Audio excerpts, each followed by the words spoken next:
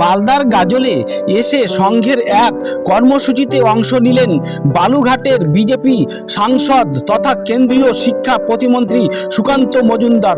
যদিও তিনি এই বিষয়ে সংবাদ মাধ্যমের সামনে কিছু বলতে চাননি। গাজলের কদুবাড়ি সংলগ্ন এলাকায় সারদাপল্লী সরস্বতী শিশু মন্দির স্কুলে রাষ্ট্রীয় স্বয়ংসেবক সংঘ RSS আয়োজিত একটি অনুষ্ঠানে অংশগ্রহণ করেছিলেন।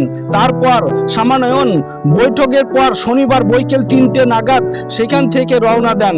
এমনই বৈঠকে উপস্থিত ছিলেন মালদা জেলা ভারতীয় জনতা পার্টির সভাপতি প্রতাপ সিং, বালুঘাটের বিজেপি সাংসদ তথা কেন্দ্রীয় শিক্ষা প্রতিমন্ত্রী সুকান্ত মজুমদার, উত্তর মালদার MP খগেন মুর্মু, বিধায়ক জুয়েল মুর্মু সহ রাষ্ট্রীয় স্বয়ংসেবক সংঘের কার্যকর্তারা উপস্থিত ছিলেন।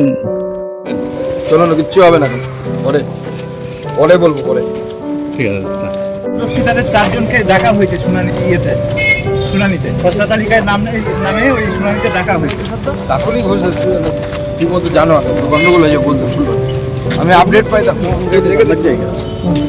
হ্যাঁ অন্যরা আমাকে দিয়ে সব দেয়ালে হবে। কি বৌদি, কি খবর? শরীর ভালো আছে? জোহার জোহার গে।